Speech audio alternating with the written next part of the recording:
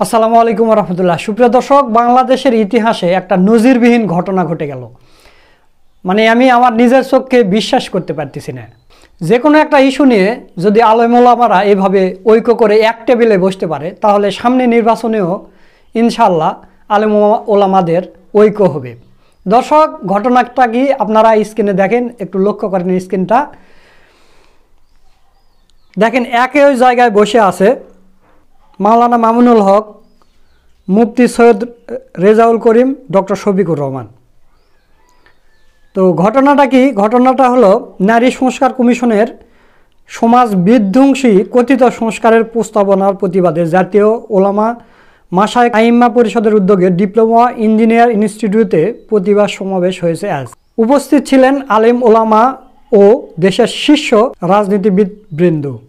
তো প্রিয় দর্শক, আপনারা কখনো কি চিন্তা করেছেন যে চরমনায়ের পীরের সাথে আমিরে জামাত এক টেবিলে বসবে বা চরমনায়ে পীর বসবে?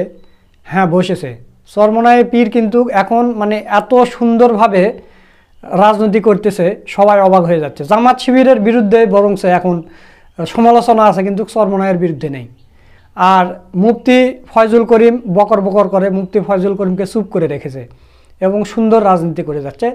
জামাতে ইসলামের সাথে জোট হবে ইনশাল্লাহ, হয়তো হেফাজতের সাথে না হলেও এই জামাতে ইসলাম এবং চরমনায়ের জোট হবে, আপনারা দেখে নিন। তো দর্শক, ওই অনুষ্ঠানে তো অনেক ওলামায়ে কেরামগণ গেছেন কওমি এবং জামাতে ইসলামের। তো সেখান থেকে আমি আমিরে জামাত সেখানে কি বক্তব্য দিয়েছে সেই বক্তব্যের ভিডিওটা আপনাদের দেখাবো। আপনাদের প্রতি অনুরোধ রইল আপনারা আমিরে জামাতের পুরো বক্তব্যের ভিডিওটা দেখে যাবেন। তো চলুন আমিরে জামাত ওই অনুষ্ঠানে কি বক্তব্য দিয়েছেন সেই ভিডিওটা একটু দেখে আসি। এই জন্য আমি আমার দলের পক্ষ থেকে আজকের এই আয়োজনের প্রতি পূর্ণ সংহতি প্রকাশ করার জন্য এখানে এসেছি। ইনশাআল্লাহ আমরা হাতে হাত ধরে দিন এবং সমাজের সকল কল্যাণকর কাজ একসাথে করব ইনশাআল্লাহ। এবং আমরা বার্তা দেব যে আমাদেরকে ভাগ ভাগ টুকরা টুকরা করে তোমরা আমাদের মাথায় আর কাঁঠাল ভেঙে খেতে পারবে না। এর বিরুদ্ধে অবস্থান নেওয়ার কারণে তারা প্রত্যাখ্যাত বলে আমরা ঘোষণা করছি। এদের রিপোর্ট বাতিল করার কোনো ব্যাপার নাই, এদেরকেই আগে প্রত্যাখ্যান করতে হবে। এরা প্রত্যাখ্যাত হলে এদের রিপোর্টও শেষ। 2 নম্বর, আমাদেরকে একটু ভাবতে হবে আমাদেরকে কোন দিকে নিয়ে যাওয়ার জন্য জোর করে চেষ্টা করা হচ্ছে। আমাদের শিশুকালে আমরা দেখেছি আমাদের শিক্ষাদান শুরু হতো মক্তবের পাঠ দিয়ে। সকালবেলা মক্তবে যেতাম, ওখান থেকে আসার পরে গোসল করে মা কাপড় পরিয়ে বই হাতে ধরিয়ে স্কুলে পাঠিয়ে দিতেন। এখন খুবই পরিকল্পিতভাবে সবাই মক্তবের এই ধারাকে শেষ করে দেওয়া হয়েছে। বাচ্চা ঘুমাচ্ছে, তাকে কাঁধে ফেলে মা স্কুলের দিকে রওনা করেছেন, ওই মক্তবে যাওয়ার ওই সময় এটাই কেড়ে নেওয়া হয়েছে। ইকরা বিসমি রাব্বিকাল্লাযী খালাক দিয়ে যে শিক্ষা মুসলমানের বাচ্চা শুরু হওয়ার কথা, সেটা অন্য কিছু দিয়ে স্কুলে গিয়ে শুরু হচ্ছে। এই জায়গাটা শেষ করে দেওয়া হয়েছে। সেই প্রজন্মেরই কিছু লোক হয়তো আজকে তারা গোটা নারী সমাজের প্রতিনিধিত্বের কথা বলে সমাজকে বিভ্রান্ত করছেন। তারা কারা? কোরআনের সংস্কারের দাবি নিয়ে আমাদের সামনে এসেছেন।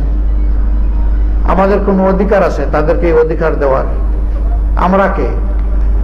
এই কোরআন আল্লাহ তাআলা নাজিল করেছেন এবং এটার হেফাজতের দায়িত্ব আল্লাহ স্বয়ং নিজে কবুল করেছেন। কিয়ামত পর্যন্ত কেউ এখানে কোনো পরিবর্তন আনতে পারবে না। এরা এত দুঃসাহস কিভাবে দেখালো যে বাংলাদেশে কোরআনের আয়াত এরা পরিবর্তন করে ফেলবে? হ্যাঁ, নিশ্চয়ই তাদের পিছনের কোনো শক্তি তাদেরকে উস্কানি দিচ্ছে। কেন এই মুহূর্তে উস্কানিটা কেন? এই সরকারের তো এটা এজেন্ডা হওয়ার কথা না, আরো বহু গুরুত্বপূর্ণ বিষয় রয়ে গেছে। ওগুলা বাদ দিয়ে ওগুলা নিয়ে কোনো কুল কিনারা নাই, হঠাৎ করে এটা সামনে নিয়ে আসা কেন? এর মূল কারণ স্বাধীন বাংলাদেশে 54 বছরে মানুষ যা আশা করেছিল পেয়েছে তার উল্টাটা। এই সমাজকে বিভিন্নভাবে কুড়ে কুড়ে ধ্বংস করা হয়েছে। এখন এদেশের দিনদার ইমানদার যে শক্তিটা জেগে উঠেছে তাকে নিয়ে মানুষ নতুনভাবে স্বপ্ন দেখা শুরু করেছে।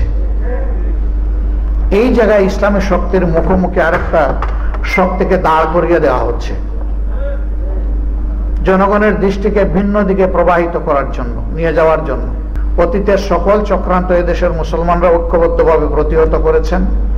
ইনশাআল্লাহ এই চক্রান্ত টিকবে না, এটাও ভেসে যাবে ইনশাআল্লাহ। এরা শুধু আল্লাহ তাআলার কোরআন বিরোধী প্রস্তাবনা নিয়ে আসে নাই, এরা নিজেরা স্ববিরোধীও বটে। একদিকে তাদের ভাষায় তারা নারী পুরুষের সমান অধিকার চায়, আবার তারা বলতেছে সব জায়গায় এত% কোটা নির্ধারণ করতে হবে। তো এটা তো স্ববিরোধী হয়ে গেল না? অধিকার যদি সমান হয় কোটার প্রশ্ন আসবে কেন? যার যার যোগ্যতা প্রমাণ করে নিজ জায়গায় চলে যাও, তাইলে তো কোটার দরকার নাই। কোটা দেওয়া হয় পিছিয়ে পড়া অংশকে, তাদেরকে সুযোগ দেওয়ার জন্য। নারীরা এই দেশে পিছিয়ে পড়ে নাই, নারীরা আমাদের মা, আমাদের বোন, আমাদের কন্যা, আমাদের ইজ্জত এবং সম্মানের প্রতীক। এরা তার সব কিছু তছনছ করে দিতে চায়, পরিবারে পরিবারে এরা দাঙ্গা লাগাতে চায়। এখানে প্রস্তাবনায় ম্যারিটাল রেপ বলে একটা কথা এসেছে। রেপ তো রেপই, রেপ তো দুইটা অসৎ পুরুষ আর নারী যখন একত্রিত হয় বিবাহ বহির্ভূত পন্থায়, সেটার নাম রেপ হবে। বিবাহিত জীবনে রেপের প্রশ্ন আসলো কেন? এর মাধ্যমে স্বামী স্ত্রীতে ঝগড়া লাগিয়ে আমাদের আদালত গুলাতে এই মামলা দিয়ে পরিপূর্ণ করে দেওয়া এদের উদ্দেশ্য। এরা সমাজের বিপর্যয়ের জন্য এই প্রস্তাবনাগুলো এনেছে। এই জন্য আবারও বলি, A to Z আমরা এই কমিশনই মানি না। কিসের ওদের আবার রিপোর্ট? কমিশন থাকলে রিপোর্ট হবে।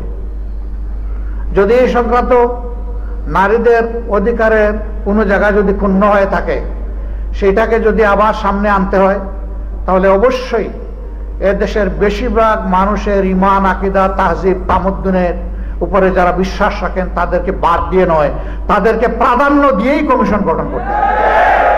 এই কমিশনে দুঃখজনকভাবে সেই রকম একজন নারীকেও রাখা হয়নি। এখানেই তো এটা পক্ষপাত দুষ্ট। আমরা এটা মানব না, আমাদের সাফ কথা, এটা মানব না আমরা। এর জন্য কোনো আন্দোলনে আমরা যেতে চাই না, কিন্তু যদি আমাদেরকে বাধ্য করা হয় অবশ্যই আমরা আন্দোলনে যাব।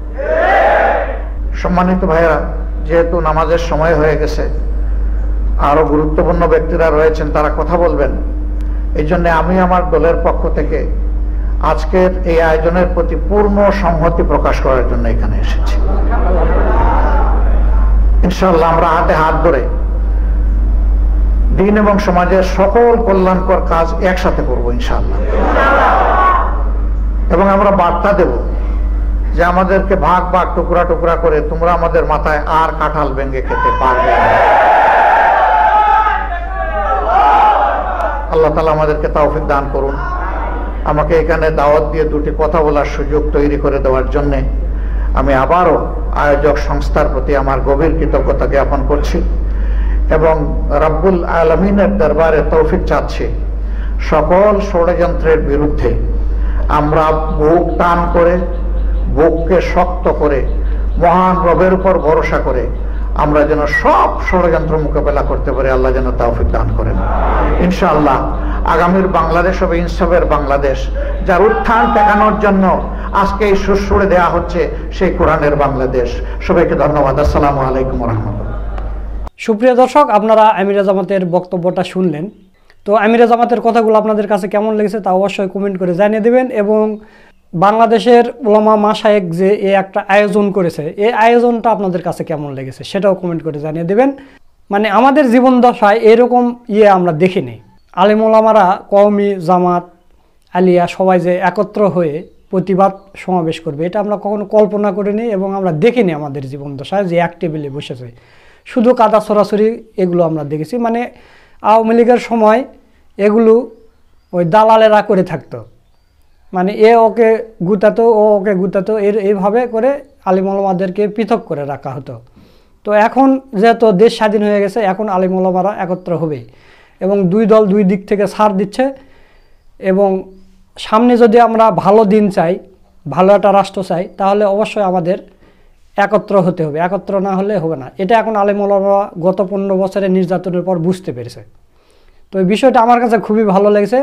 তো এই কথা বলে আজকের ভিডিও এখানে শেষ করছি। সকলকে ধন্যবাদ। আসসালামু আলাইকুম ওয়া রাহমাতুল্লাহ।